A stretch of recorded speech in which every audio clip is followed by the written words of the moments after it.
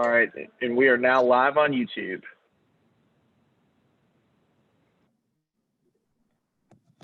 Thank you, Quinn. Good afternoon, everyone. I see you, Paula. I see you, Arthur. How are you doing? Good afternoon. Doing good, thank you. Good. Did you get my message about PG? I did. Okay. I did. Hi, Josh. I see you. I owe you a call back. Apologize. My dad got moved to a rehab facility unexpectedly early Saturday morning, so I was in Louisville dealing with that for much of the week. Yeah, sorry. Well, that's good. He's out of the hospital and moving to rehab, so that's in a positive direction. Good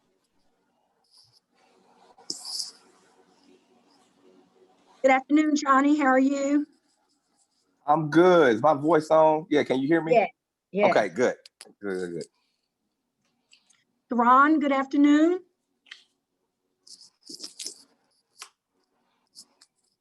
PG's caught up at an eye appointment. He may or may not be able to join us. We'll wait another minute or so for the rest of our subcommittee members to join us, and then we'll go ahead and start with the agenda.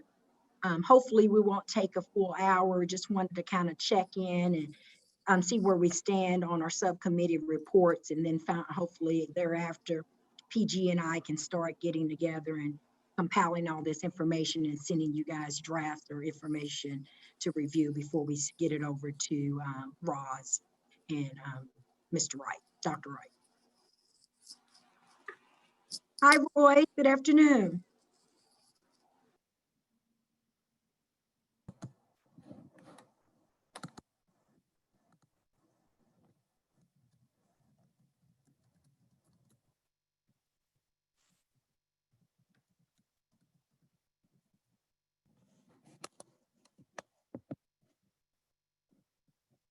While we're waiting for our other subcommittees to join, I'll go ahead and read the COVID-19 statement. Due to the COVID-19 pandemic and the state of emergency, this meeting is being held via live video teleconference pursuant to 2020 Senate Bill 150 and in accordance with KRS 61.826 because it is not feasible to offer a primary physical location for this meeting.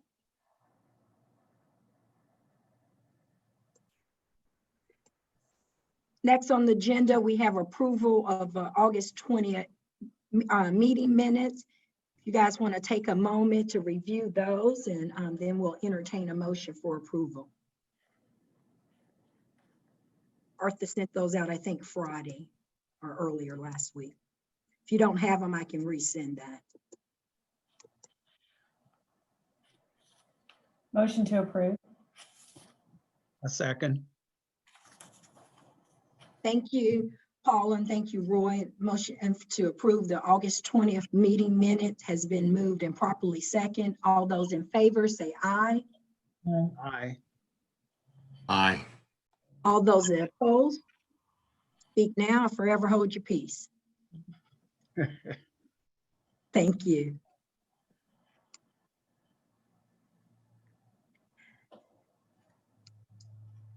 All right. Let's see here. Next on the agenda. Close down the meeting minutes here. All right. We do not have a meeting with the rest of the co-chairs and vice chairs this week. We anticipate our next meeting will be with just the vice chairs to discuss kind of the components of our report and kind of our overall state of racial equity report. PG, we have not scheduled that thus far. We've just been entertaining dates through everyone's various calendars. As soon as we get that schedule, I'll let Arthur know and we'll get an update to the group. As we understand at that conversation, we don't need an actual draft report for review. We just kind of need to be able in a position to discuss what our report will entail and to address any questions or concerns that the vice chairs may have with that report. So in your various subcommittee meetings, you know, don't feel like you have to give me a report by that date, but just maybe a bullet point summary. I know Paula has already given me giving us a write-up for the communications outreach component. So with that being said, we'll just go right into kind of our subcommittee recommendations update. PG and I haven't done much other than discuss some additional issues that we want to address in the equity report, including kind of a voter awareness component, as well as an additional incentive to bring back a program similar to the mayor's training program that existed back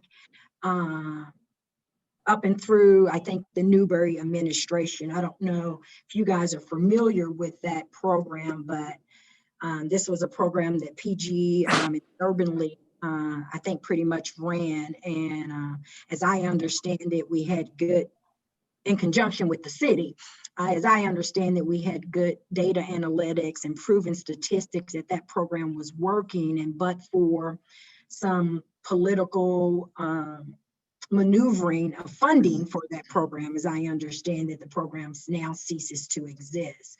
As I understood, it offered training opportunities for those in need of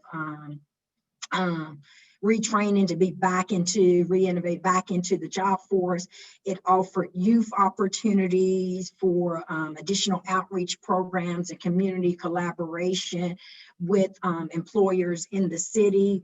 And it also offered small business owners contracts with the city to perform various services. That's just a basic overview of that program. Does anyone else have any additional information or knowledge about that mayor training program? But that was just something that PG and I wanted to revisit and introduce as part of the report as well. Certainly, we don't want to call it the mayor's training program because we understand that that name may bring about some previous bad blood. But in conjunction with kind of our previous discussions about identifying programs and projects that have worked and using or expanding those to address racial equity issues that we've been discussing over the various weeks, we thought that that might be a pilot program to kind of use those foundations and expand upon. Josh, we also addressed having an arts and education outreach component in addition with that training program, whatever that looks like, in partnership with the city and corporate leaders. Anything else or anybody think? I'm just going to open the floor open in that regard now and take any comments, questions that you guys may have. So hoping PG will explain a little bit better. LaToy, Yes, Roy. I had the opportunity to serve as the director of the Mayor's Training Center. Okay. And worked there from 1986 to 2007. And so over that 20+ year period, we had the opportunity, as you have stated very well, we had several different funding streams. One funding stream came from the federal government. The second funding stream came from the state. And then the third funding stream came from the local government. We had programs that served youth from 14 to 21 years of age. At first, it started out as a summer youth program. Mm-hmm. Then it went to an all-year youth program. We worked with a number of employers, making sure that youth were able to become employed and learn different skills.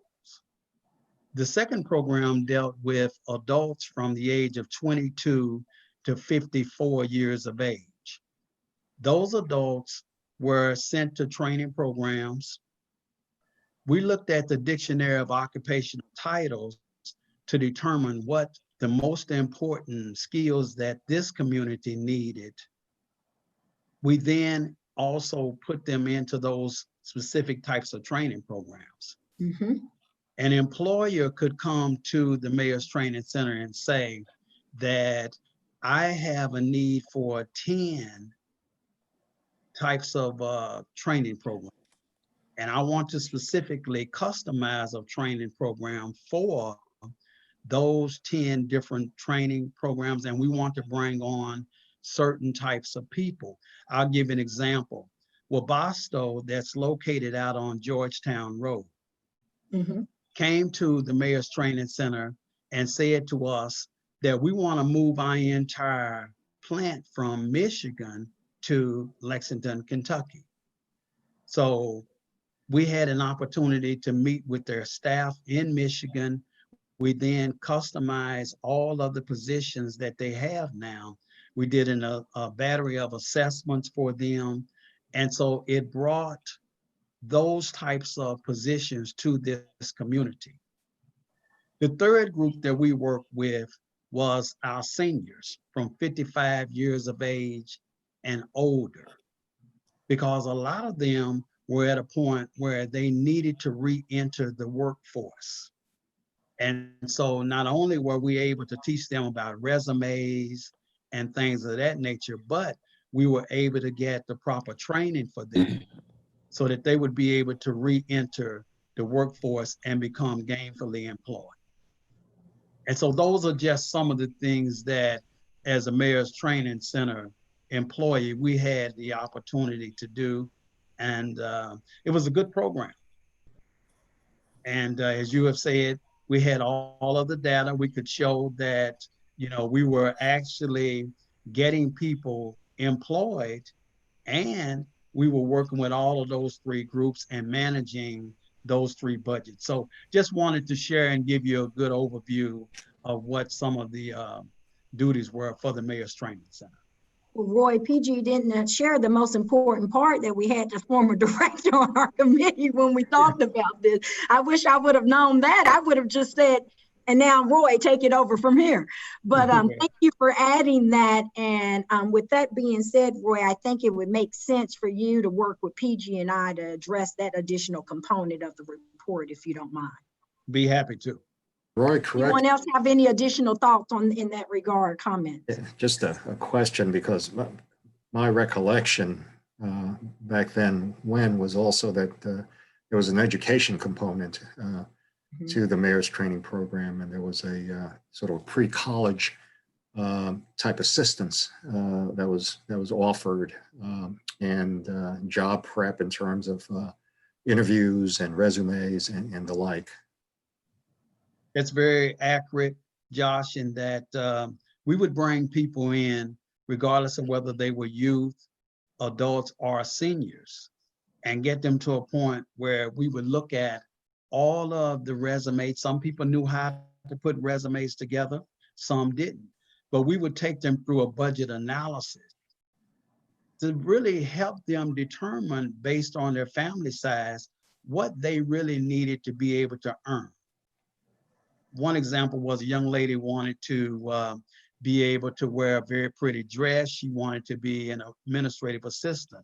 However, she was in a situation where the wages at that time would not allow her to be able to take care of her family if she went into that particular occupation. So we then was able to include some job shadowing and things of that nature to enable her to go out and see what other options she would actually have so that she would be able to take care of her and her family. And even after you expanded the scope of the program to focus on groups other than just youth, you continue to focus on youth and continue to provide what we used to call, summer in the city type jobs for youth in Lexington. That's very, very true.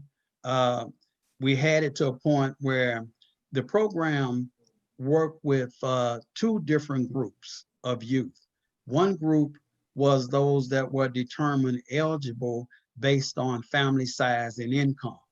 Well, we found out that a number of youth were at a point where they were not eligible based on family size and income. However, they still needed to become employed. So we called that one the Summer Teen Employment Program. And we actually were able to go out and talk with employers who would then pay the wages for those youth. So that was the Summer Teen Employment Program versus the Summer Youth Employment Program. Summer Youth Employment Program dealt with federal wages.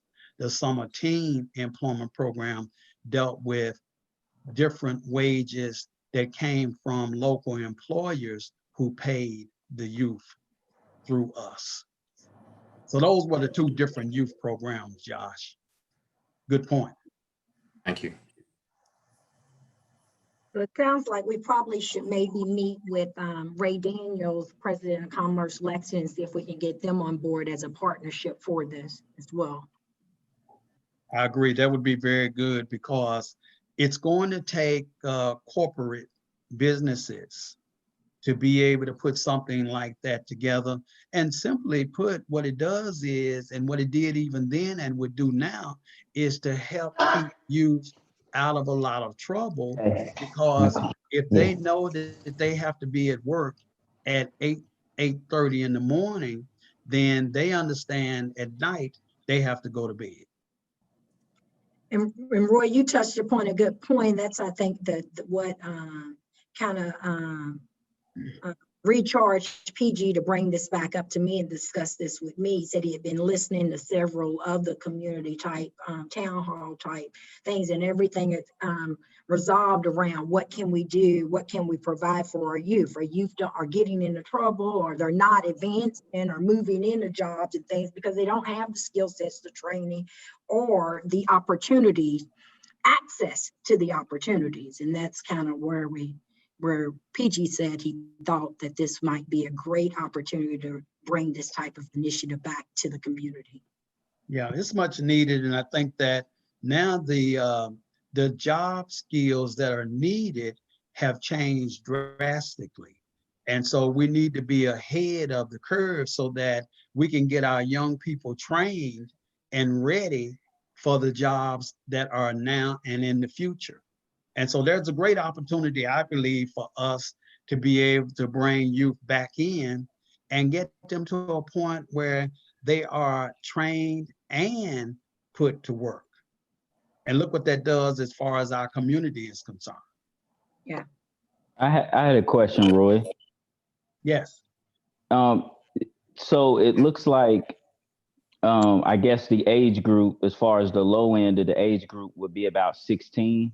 I guess would be working age, right, for the teens.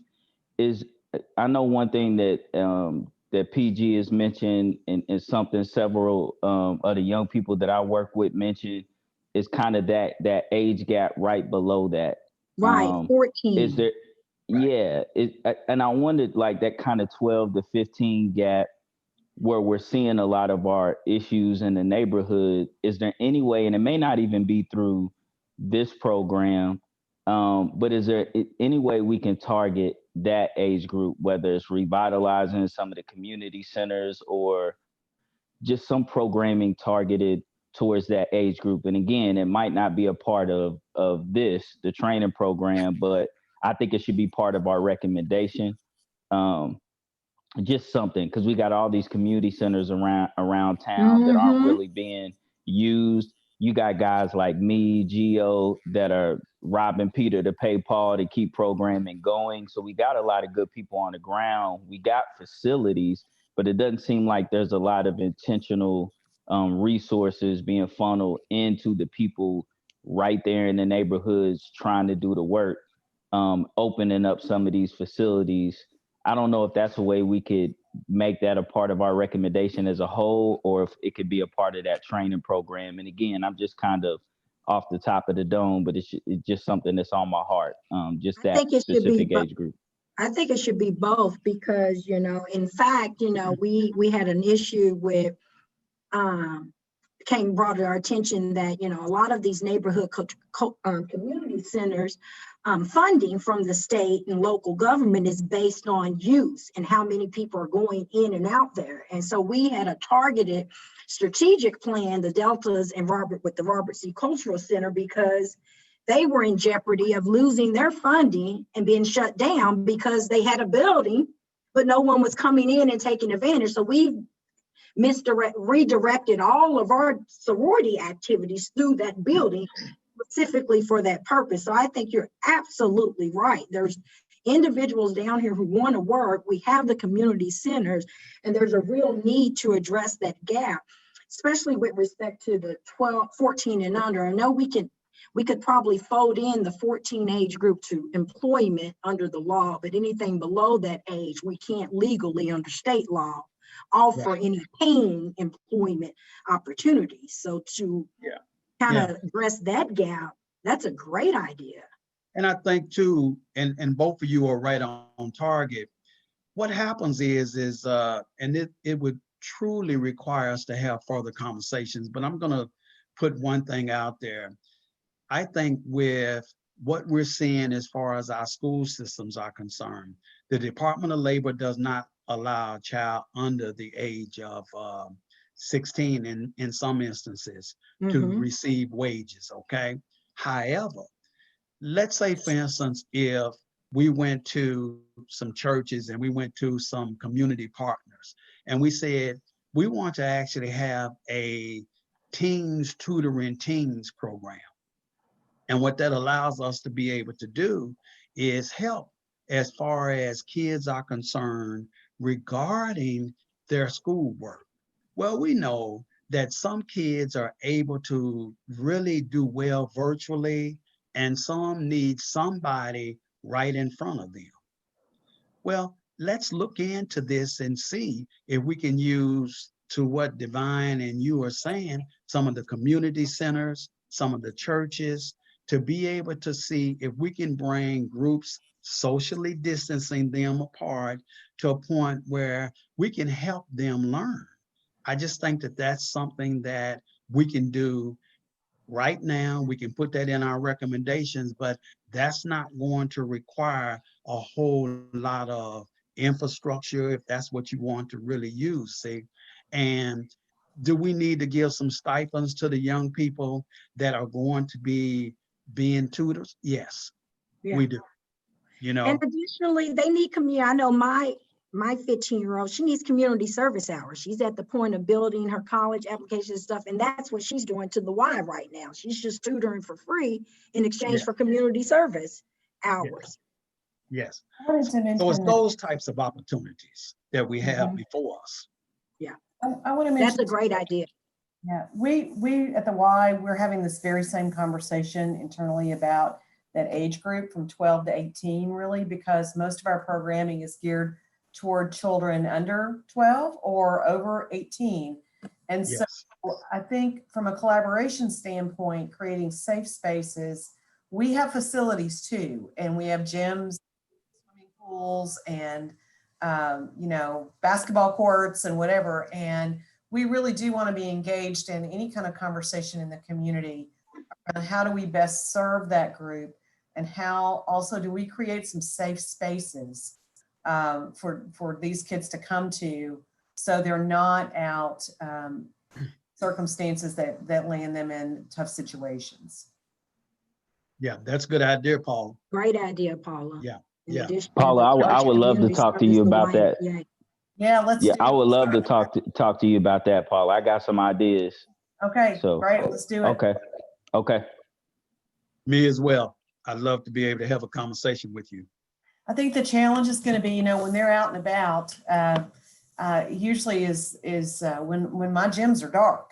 And so how do we bring other partners to the table to provide safe supervision if we're using these facilities at hours when young people are out rolling around? I've raised two boys, and they used to roll out of my house on Friday and Saturday nights at 10 o'clock to play basketball.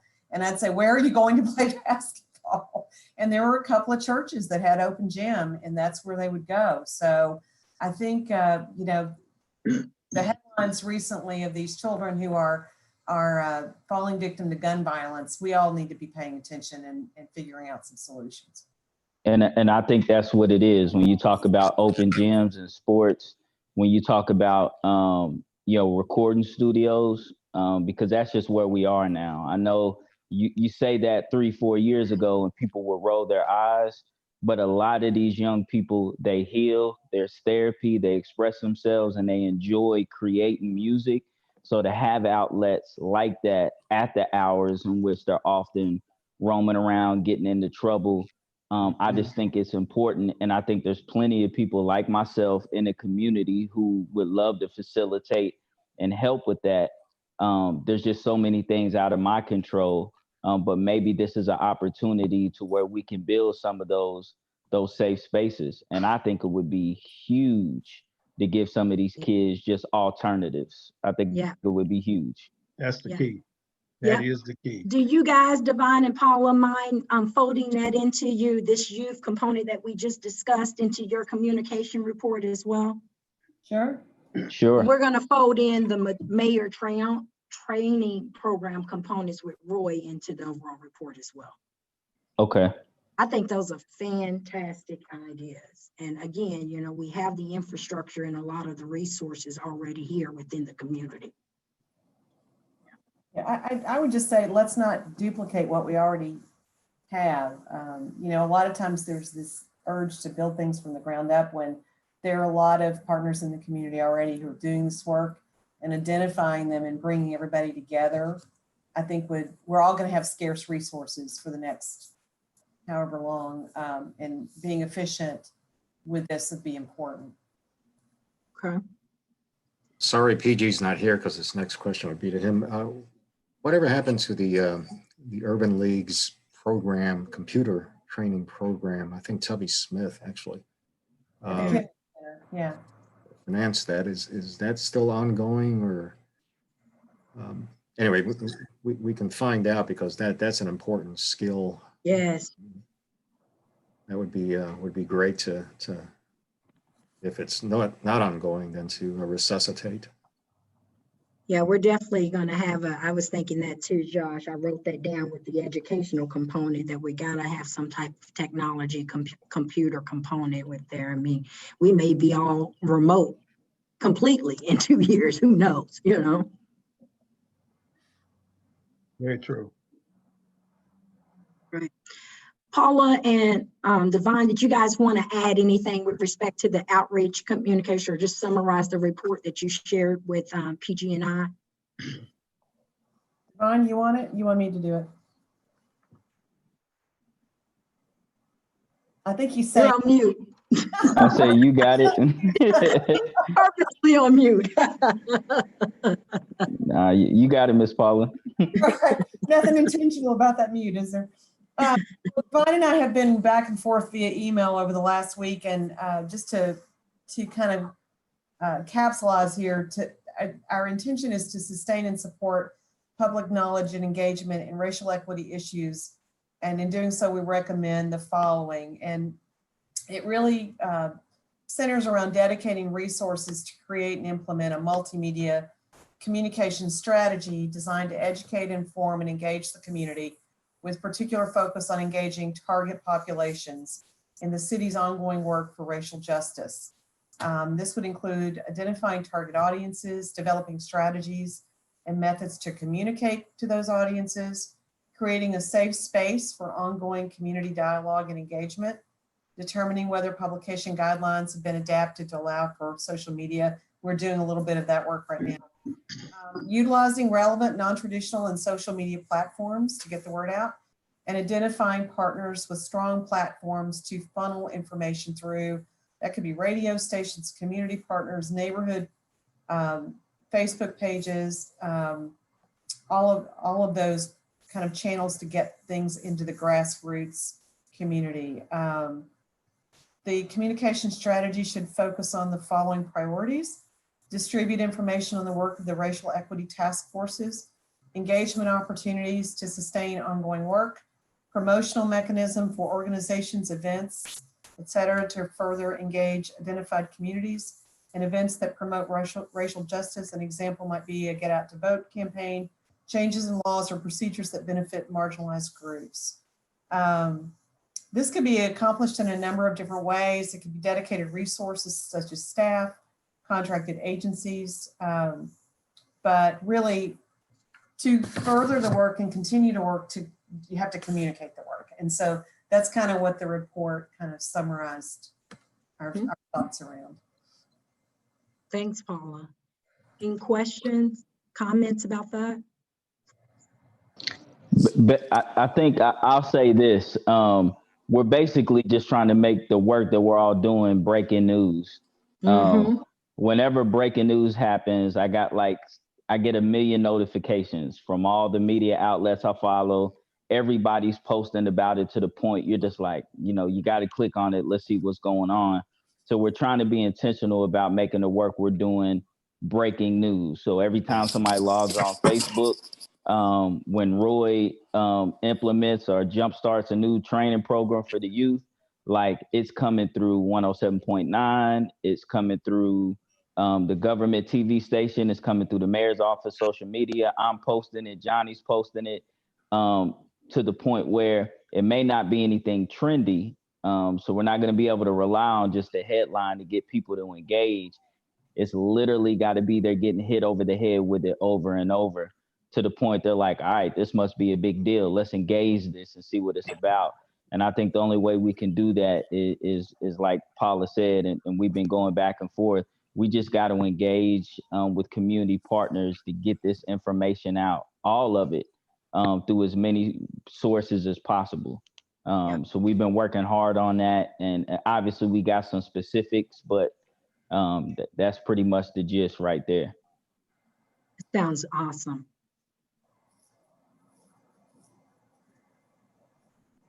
Any other comments, questions from the group?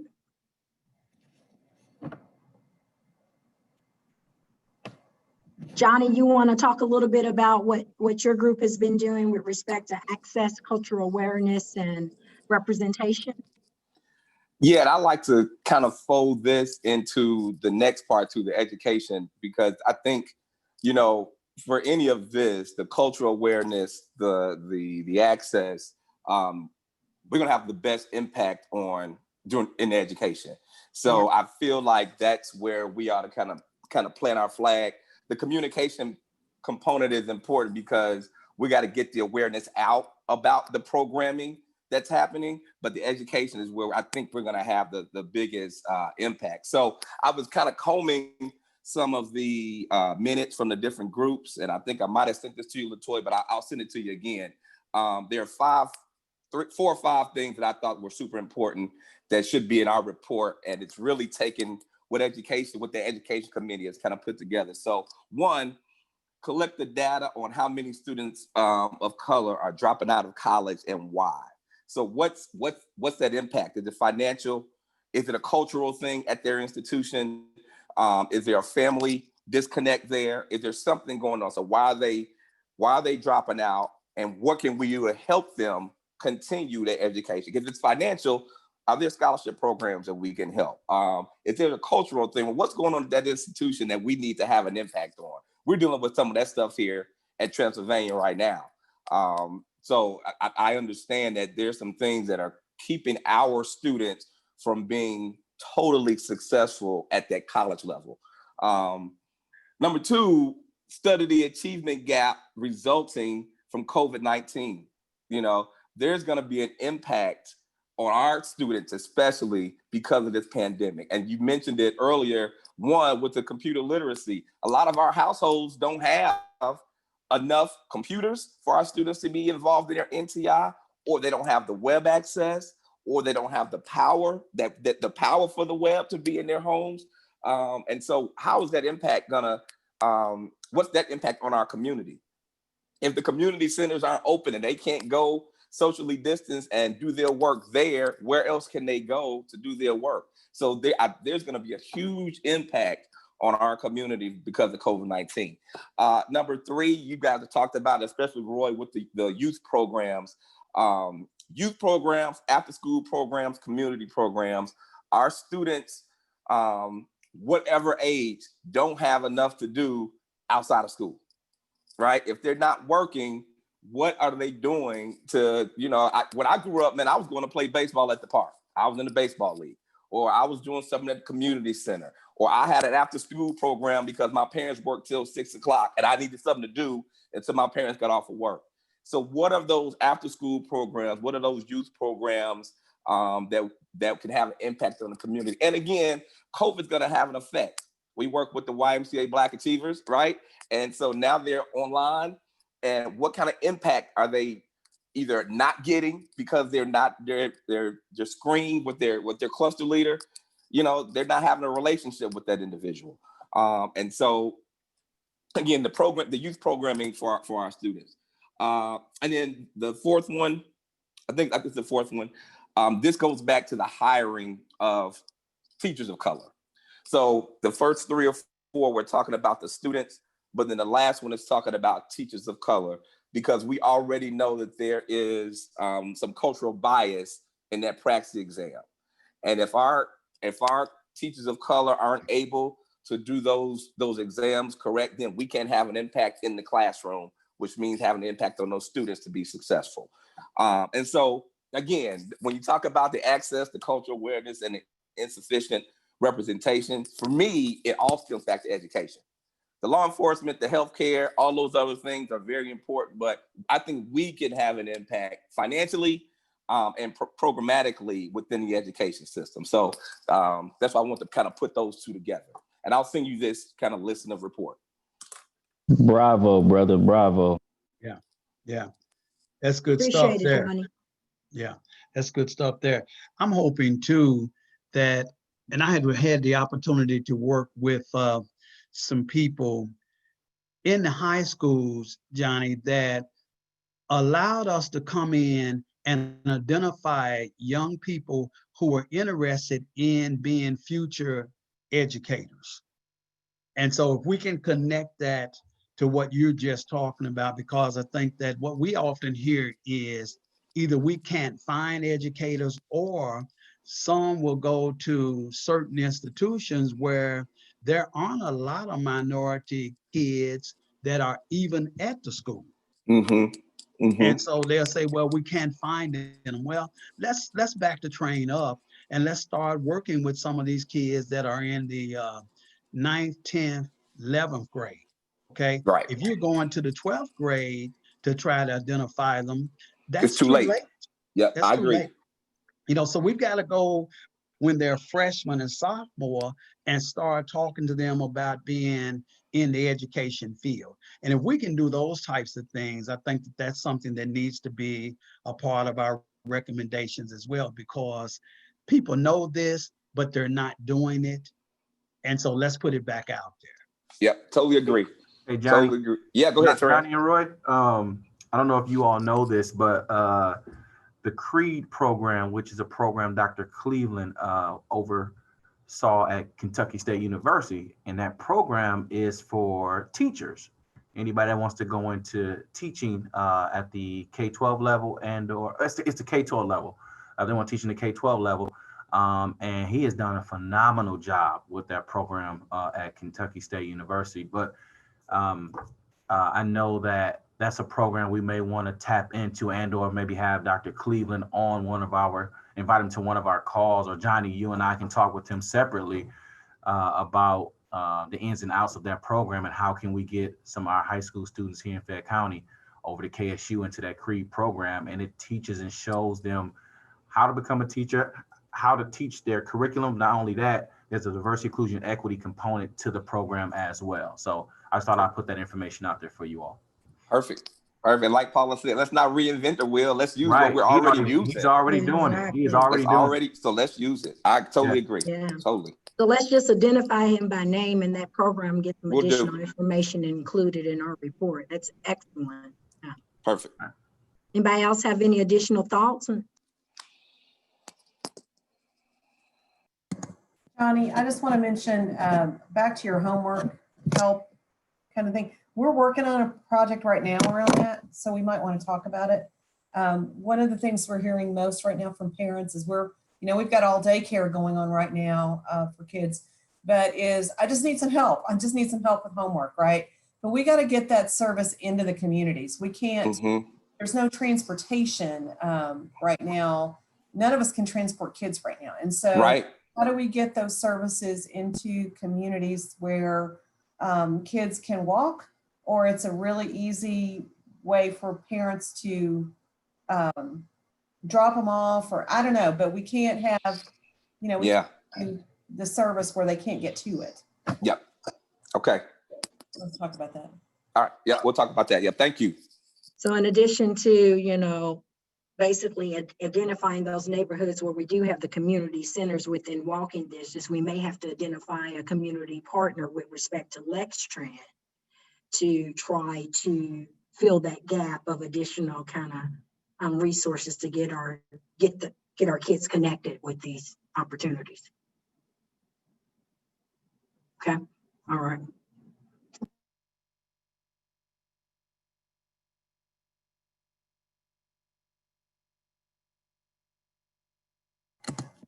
LaToya, you're on mute.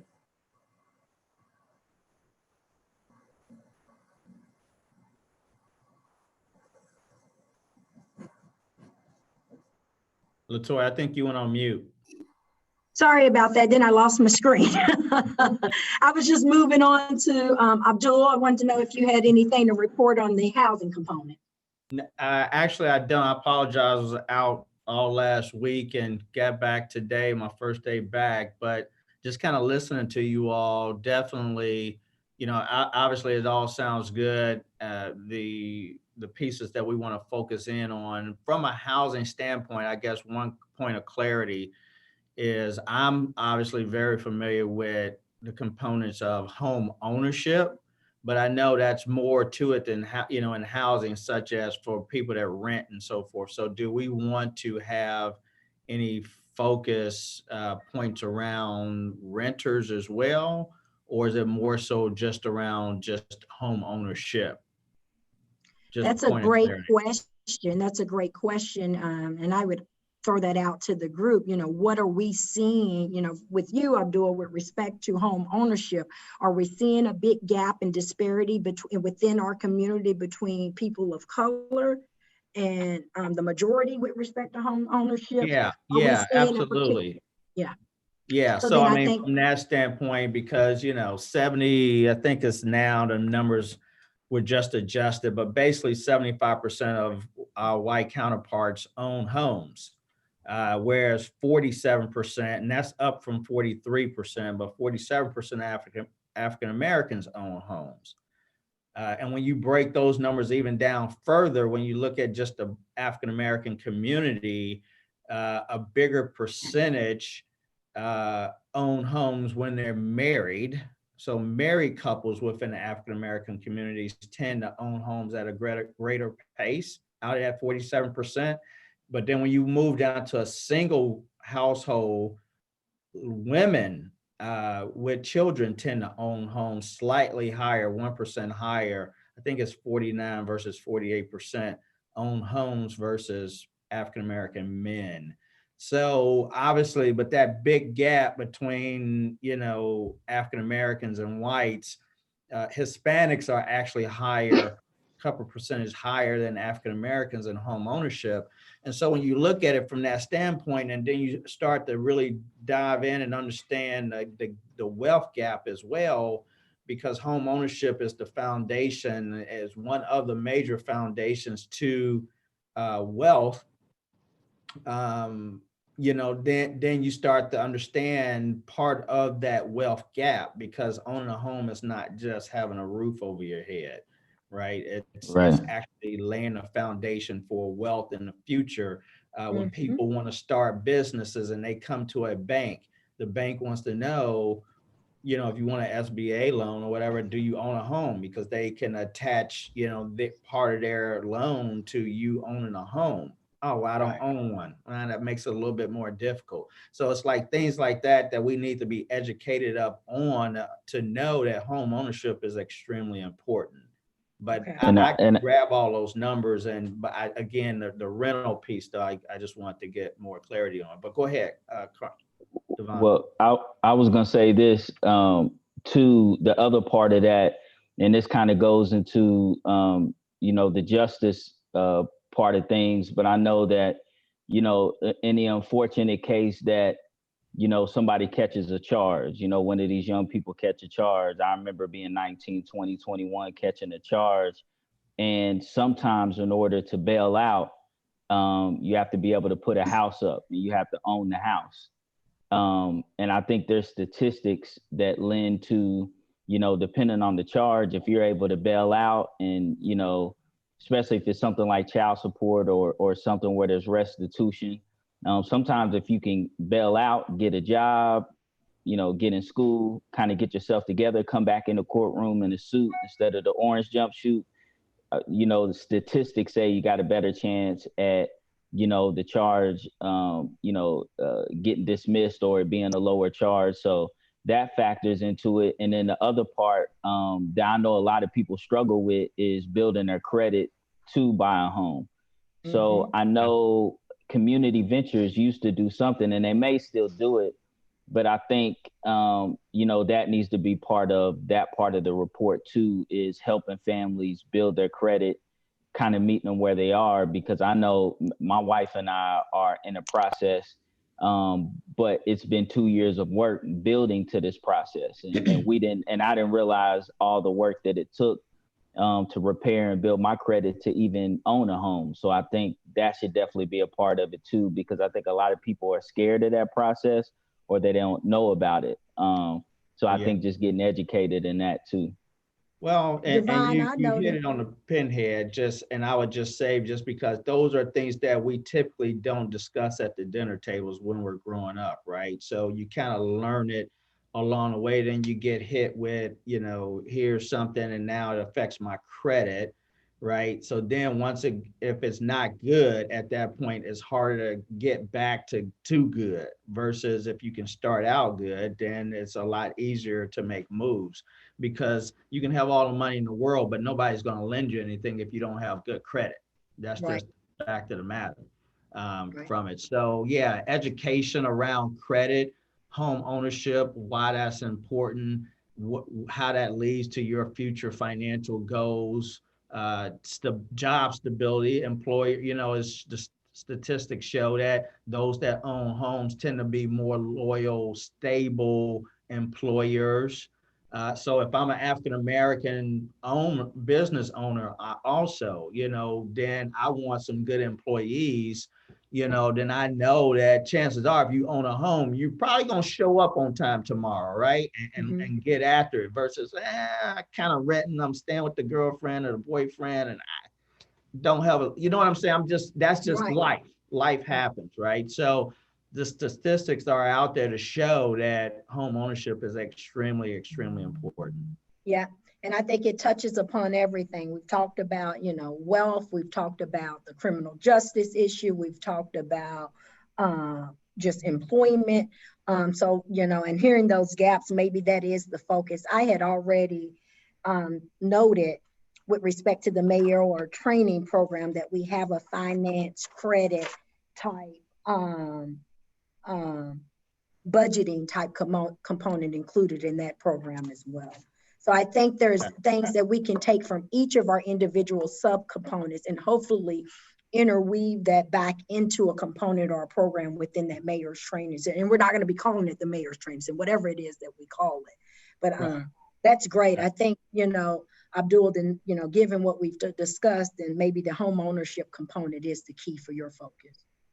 One of the things I would request would be that as part of the educational side of that there be some training on the advantages and pitfalls of land contracts, because poor people, especially people who are anxious to own homes, frequently fall prey to abusive practices in land contract transactions. That's a great point. Yeah. That's good. And I'm hoping too that we would be able to share the advantages and disadvantages of having student loans and what that does as far as your credit report is concerned, because on one hand, you're trying to advance yourself. So you're trying to get your degree, you're trying to get an advanced degree. However, going back to Abdul's point, when it's time to get that home, now that student loan sometimes can be counted against you. So just educating folks about how all of that works and what they need to do as far as the debt ratio is concerned is going to be extremely important.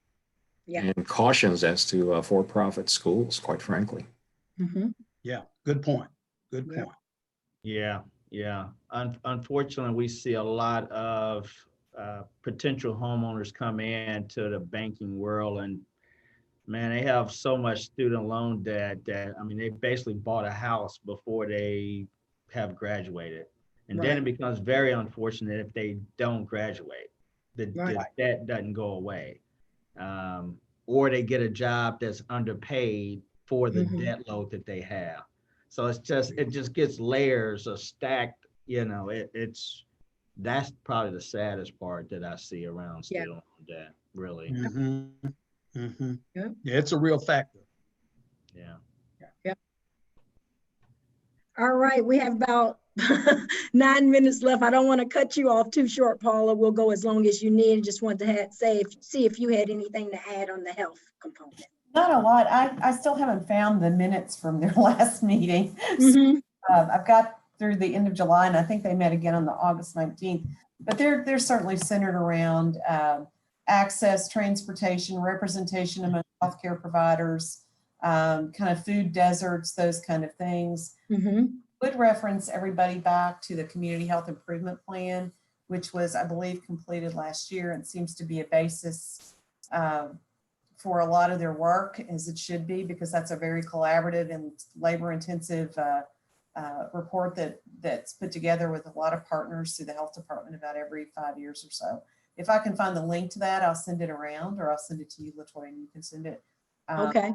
It talks about public safety, it talks about health, it talks about a lot of the things that are overlapping all of these, and it's actually data. You know, it's what we think, it's what's actually happening in the community. And I believe the last report was 2019, so it's pretty current. Right. So that may be that we just need to push some of the objectives identified in the report. Yeah, and if I can find the minutes, I'll look. Yeah. Okay. Anything else anyone want to comment on with respect to the health component of our report, our equity report? Another thing they point out that I think is really interesting, and it overlaps some of the rest of what we're talking about here, is the time services are available. So if you're working from 7 to 3 or whatever, your window to seek healthcare outside of an emergency room is pretty narrow. And I thought that was really interesting, and it was just something I hadn't thought about, that people who are working that, you know, not everybody can leave and go to a doctor's appointment.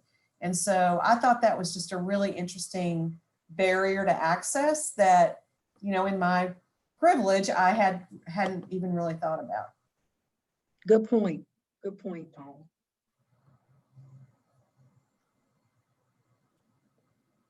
Anybody else have anything to add with respect to the health component?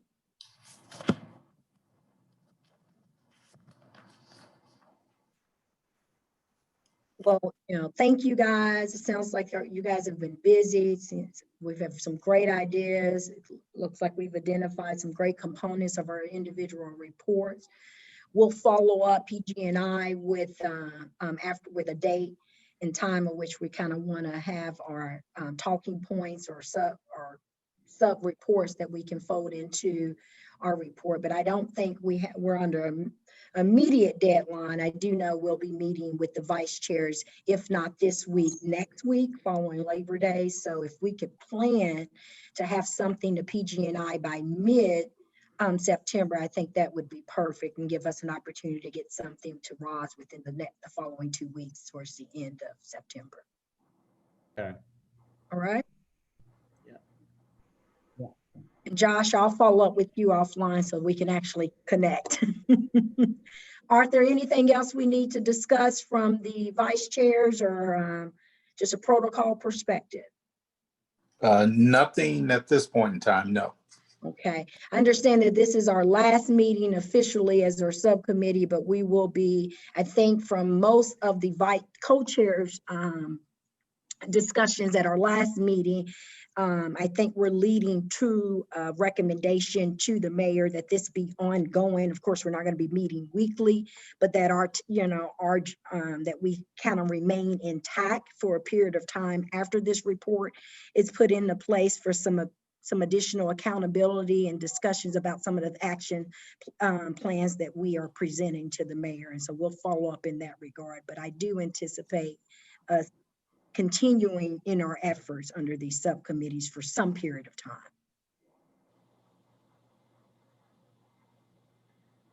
And I'm not offering anyone the option to fall off for our subcommittee. That's not on the table. If there's not anything more, we'll close out and follow up via email. Or Good call. work, everybody. Good work. Good to see Great everybody. day. Excellent work. Take care. Take care, everybody. All right.